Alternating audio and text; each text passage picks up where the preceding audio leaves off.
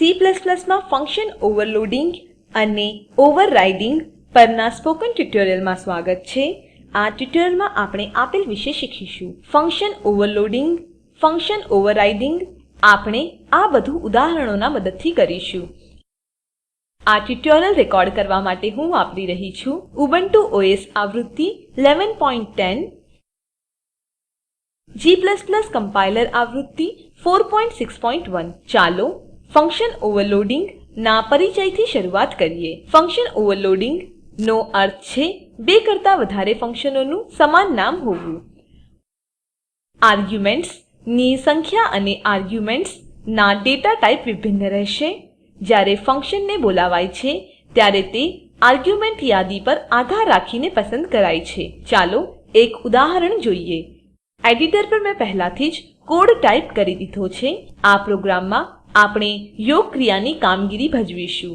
આપણી ફાઇલનું નામ overload.cpp છે તેની નોંધ લો. ચાલો હમણાં હું કોડ સમજાવું. iostream તરીકે આ આપણી હેડર ફાઇલ છે. અહીં આપણે std નેમસ્પેસ વાપરી રહ્યા છીએ. ત્યારબાદ આપણી પાસે ઇન્ટ તરીકે વ્યાખ્યાયિત થયેલ એડ ફંક્શન છે. આમાં આપણે 3 આર્ગ્યુમેન્ટો પસાર કરીએ છીએ, ઇન્ટ a, ઇન્ટ b અને ઇન્ટ c. ત્યારબાદ આપણે 3 ક્રમાંકોનો સરવાળો કરીએ છીએ અને એક વેલ્યુ પાછી આપીએ છીએ. અહીં આપણે ફંક્શન એડ ઓવરલોડ કરીએ છીએ. તેને ફ્લોટ તરીકે જાહેર કરાય છે. આપણે 2 આર્ગ્યુમેન્ટો ફ્લોટ d અને ફ્લોટ e પસાર કરીએ છીએ. ત્યારબાદ આપણે 2 ક્રમાંકો પર યોગ ક્રિયા ભજવીએ છીએ. આ આપણું મેઇન ફંક્શન છે. ફંક્શન મેઇન માં આપણે વિભિન્ન આર્ગ્યુમેન્ટો સાથે એડ ફંક્શન જાહેર કરીએ છીએ. ત્યારબાદ આપણે જાહેર કરીએ છીએ વેરિયેબલ્સ. અહીં આપણે યુઝર દ્વારા ઇન્ટિજર વેલ્યુઓ સ્વીકારીએ છીએ. આપણે 3 આર્ગ્યુમેન્ટો સાથે ફંક્શન એડ ને બોલાવીએ છીએ. પરિણામ વેરિયેબલ સમ સંગ્રહિત કરીએ છીએ. અહીં આપણે પરિણામ પ્રિન્ટ કરીએ છીએ. હવે અહીં આપણે યુઝર પાસેથી ફ્લોટિંગ પોઇન્ટ ક્રમાંક સ્વીકારીએ છીએ. આપણે 2 આર્ગ્યુમેન્ટો સાથે એડ ફંક્શન બોલાવીએ છીએ. અહીં આપણે સમ પ્રિન્ટ કરીએ છીએ અને આ આપણું રિટર્ન સ્ટેટમેન્ટ છે. હવે ચાલો પ્રોગ્રામ એક્ઝિક્યુટ કરીએ. તમારા કીબોર્ડ પર એકસાથે Ctrl Alt અને ટી કી દાબીને ટર્મિનલ વિન્ડો ખોલો. એક્ઝિક્યુટ કરવા માટે ટાઈપ કરો g++ space overload.cpp space -o space over. Enter દબાવો. ટાઈપ કરો .over. એન્ટર દબાવો. આ આપેલ રીતે દેખાશે. Enter 3 integers. હું દાખલ કરીશ 10, 25 અને 48. આઉટપુટ આપેલ રીતે દેખાય છે. Sum of integers is 83. હવે આપણને દેખાય છે એન્ટર 2 ફ્લોટિંગ પોઇન્ટ નંબર્સ. હું દાખલ કરીશ 4.5 અને 8.9. એન્ટર દબાવો.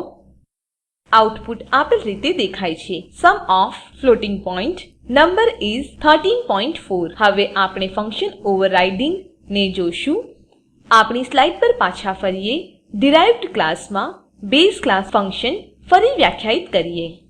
Derived class function base class ફંક્શનને ઓવરરાઇડ કરે છે, પરંતુ પસાર થયેલ આર્ગ્યુમેન્ટો સમાન રહે છે અને રિટર્ન ટાઈપ પણ સમાન રહે છે.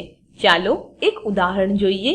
અહીં ફંક્શન ઓવરરાઇડિંગ પર એક ઉદાહરણ છે. આપણી ફાઇલનું નામ override.cpp છે તેની નોંધ લો. ચાલો કોડ મારફતે જઈએ. iostream તરીકે આ આપણી હેડર ફાઇલ છે. અહીં આપણી પાસે std નેમસ્પેસ છે. ત્યારબાદ આપણી પાસે છે ક્લાસ arithmetic. આમાં આપણે ઇન્ટિજર વેરિયેબલ પ્રોટેક્ટેડ તરીકે જાહેર કર્યું છે. ત્યારબાદ આપણે ફંક્શન વેલ્યુઓ ને પબ્લિક તરીકે જાહેર કરીએ છીએ. આમાં આપણે ઇન્ટ x અને ઇન્ટ y તરીકે 2 આર્ગ્યુમેન્ટો પસાર કરી છે. આપણે વેલ્યુ a અને b માં સંગ્રહીએ છીએ. અહીં આપણી પાસે ઓપરેશન્સ તરીકે વર્ચ્યુઅલ ફંક્શન છે. આમાં આપણે 2 ક્રમાંકોને ઉમેરીએ છીએ, કુલ સરવાળાને પ્રિન્ટ કરીએ છીએ, ક્લાસ બંધ કરીએ છીએ. હવે આપણી પાસે ડિરાઇવ્ડ ક્લાસ તરીકે સબટ્રેક્ટ છે. આ બેઝ ક્લાસ એરિથમેટિક થી વારસાઈ લે છે. આમાં આપણે બે ક્રમાંકો વચ્ચેનો તફાવત ગણતરી કરીએ છીએ અને આ તફાવત પ્રિન્ટ કરીએ છીએ. હવે આપણી પાસે બીજો એક ડિરાઇવ્ડ ક્લાસ મલ્ટીપ્લાય તરીકે છે. આ પણ બેઝ ક્લાસ એરિથમેટિક થી વારસાઈ લે છે. આમાં આપણે બે ક્રમાંકોનું ગુણનફળ તરીકે કરીએ છીએ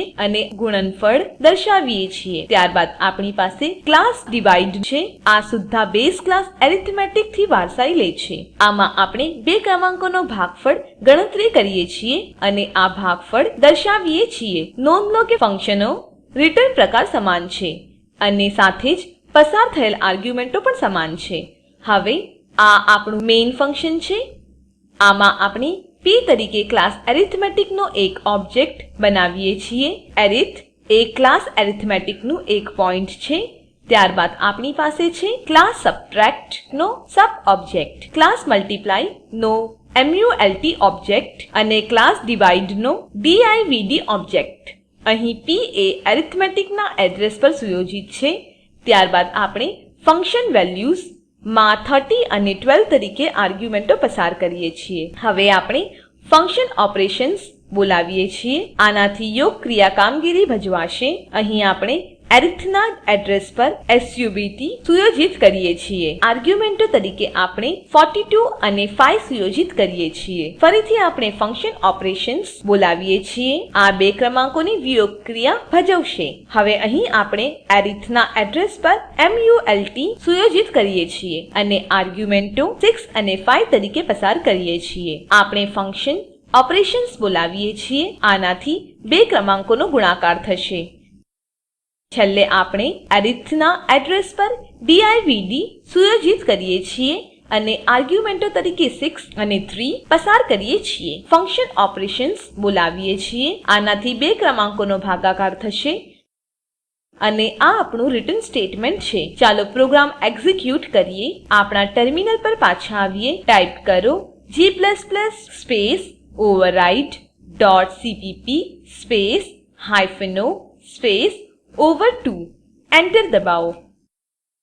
ટાઈપ કરો ./over2. એન્ટર દબાવો. આઉટપુટ આપેલ રીતે દેખાય છે. Addition of two numbers is 42. Difference of two numbers is 37. Product of two numbers is 30. અને division of two numbers is 2. ચાલો સ્લાઇડ પર પાછા આવીએ. ચાલો ઓવરલોડિંગ અને ઓવરરાઇડિંગ વચ્ચે તફાવત જોઈએ. ઓવરલોડિંગ ઇનહેરિટન્સ વિના થઈ શકે છે. ઓવરરાઇડિંગ એક ક્લાસ જ્યારે બીજામાંથી ઇનહેરિટ થાય ત્યારે થાય છે. ઓવરલોડિંગ માં આર્ગ્યુમેન્ટો અને રિટર્ન પ્રકાર જુદા હોવા જોઈએ. ઓવરરાઇડિંગ માં આર્ગ્યુમેન્ટો અને રિટર્ન પ્રકાર સરખા હોવા જોઈએ. ઓવરલોડિંગ માં ફંક્શન નામ સરખું હોય છે, પરંતુ તેની વર્તણૂક કયા પ્રકારની આર્ગ્યુમેન્ટો તેમાંથી પસાર થઈ છે તેના પર આધાર રાખે છે. ઓવરરાઇડિંગ માં ફંક્શન નામ સરખું હોય છે.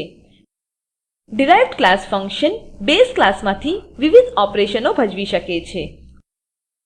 સારાંશમાં આ ટ્યુટોરીયલમાં આપણે શીખ્યા ફંક્શન ઓવરલોડિંગ, ઉદાહરણ ઇન્ટ એડ 3 જુદી જુદી આર્ગ્યુમેન્ટો સાથે અને ફ્લોટ એડ 2 જુદી આર્ગ્યુમેન્ટો સાથે. ફંક્શન ઓવરલોડિંગ, ઉદાહરણ વર્ચ્યુઅલ ઇન્ટ ઓપરેશન્સ અને ઇન્ટ ઓપરેશન્સ. સરખી આર્ગ્યુમેન્ટ અને સરખા રિટર્ન પ્રકાર ધરાવતા ફંક્શનો અને તેઓ બંને વચ્ચે તફાવત હોય.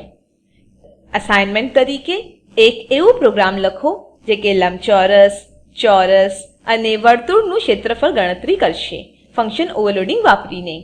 નીચે દર્શાવેલ લિંક પર ઉપલબ્ધ વિડીયો નિહાળો. તે સ્પોકન ટ્યુટોરિયલ પ્રોજેક્ટ માટે સારાંશ આપે છે. જો તમારી પાસે સારી બેન્ડવિડ્થ ન હોય તો તમે વિડીયો ડાઉનલોડ કરી જોઈ શકો છો. Spoken tutorial project team spoken ટ્યુટોરિયલના ઉપયોગથી વર્કશોપનું આયોજન કરે છે. જેઓ ઓનલાઈન પરીક્ષા પાસ કરે છે તેઓને પ્રમાણપત્રો આપે છે. વધુ વિગતો માટે contact@spoken-tutorial.org પર લખો. Spoken tutorial project A talk to a teacher પ્રોજેક્ટનો એક ભાગ છે, જેને ICT MHRD ભારત સરકાર મારફતે શિક્ષણ પર નેશનલ મિશન દ્વારા આધાર અપાયેલ છે. આ મિશન પર વધુ માહિતી આપેલ લિંક ઉપર ઉપલબ્ધ છે. IIT બોમ્બે તરફથી ભાષાંતર કરનાર ભરત અને રેકોર્ડિંગ કરનાર હું જ્યોતિ સોલંકી વિદાય લઉં છું. જોડાવા બદલ આભાર.